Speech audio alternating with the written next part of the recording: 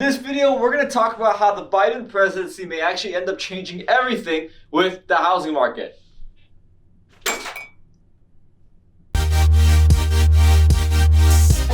Hey guys, Daniel here, one half of the Kwok Brothers, and in this video, we're going to be talking about why Joe Biden may actually end up being game-changing for the housing market. Now guys, speaking of change, let's go ahead and change the color of that like button from dark gray to blue by smashing that like button. The goal for this video, guys, is 2,000 likes, guys. 2,000 likes. Let's go ahead and hit that goal, so smash that like button. Now guys, President Joe Biden has already proposed two things, and I'll be breaking down what they mean and why they're game changers for the housing market. And well, considering that he's already signed 23 executive orders in his first 7 days in office, I'll be giving you guys my prediction pretty much for 2021.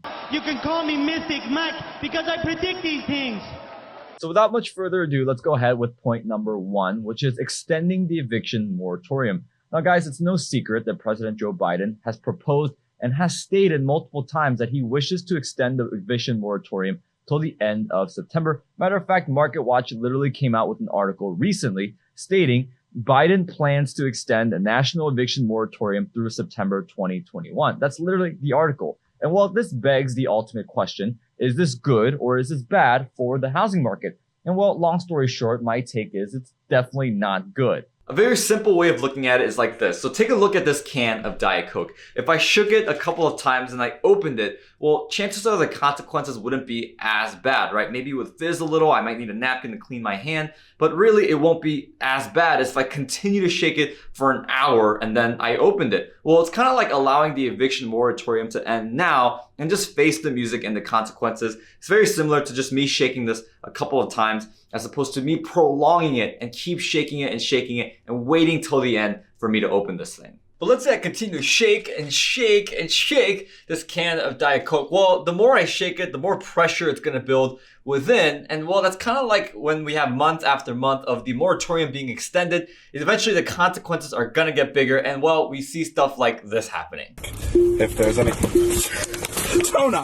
Well, maybe at this point you're asking, Daniel, what consequences are you exactly talking about? You know, how is this happening in real time? And what about the $25 billion in rental assistance that President Biden is proposing? Well, let's consider a few things here. Right now, there's 14 million Americans that are currently behind on rent, with 12 million Americans owing approximately $6,000 per person. Right now, those 14 million people that are behind on rent account for over $70 billion worth of rent that hasn't been paid.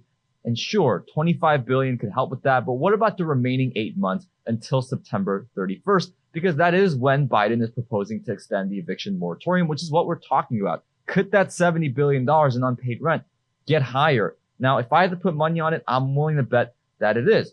Another thing to consider, guys, is that according to multiple research sites, I found while doing this video, it turns out that 50%, half of landlords right now do not have the cash or credit to be able to survive financially if their tenant stopped paying rent. And well, what about the other 50%? Well, my question to you is, sure, if they have cash or the credit right now, how long is that going to last? Can they survive another 8 months until September 30th of not being able to pay their mortgage, their taxes, their maintenance, their insurance because their tenant's not paying rent?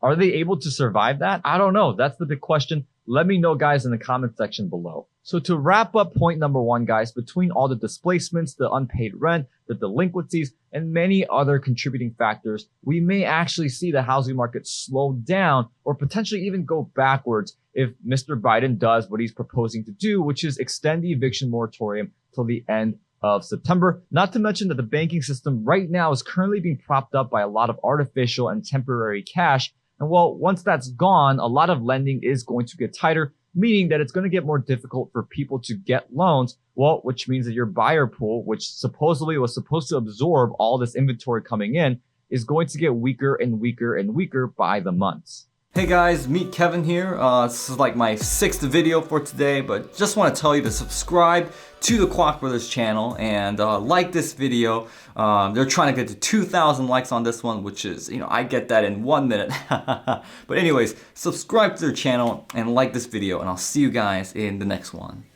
And this leads us to point number two, guys, the second aspect in terms of how I think the Biden presidency will affect and potentially game change the housing market. And that is this $15,000 credit that he's giving to first-time homebuyers. Now, guys, this is being done in response to the rising home prices, low inventory, unemployment, and obviously a lot of things that have happened because of this pandemic. And yeah, I get it. We want to make sure that the housing prices don't plummet like they did in 2008. But guys, I got to be honest, and my instant reaction is to, this is like seeing a flesh wound and treating it with a Hello Kitty Band-Aid. It's not necessarily going to work. And I'm sitting here hoping that one day these politicians will wake up and realize that printing trillions and trillions of more dollars to fix an issue is not the best solution. Because yes, this $15,000 credit for first-time homebuyers, it looks good, it smells good, it seems good, but it doesn't necessarily mean it is good for our economy and especially for our longevity and the health of the finances in our country. And to help me better illustrate this, here's our very handsome, awesome, jacked producer, Nick. Thanks, Daniel, for that really flattering introduction. Hey guys, Nick here. I'm here with my kids. Hi! Now guys, I have a real big question for you. How would you like it to have chocolate cake for dinner? Yum! But how about vegetables? Don't worry about it, your mom's not With here. fruit! Let's eat!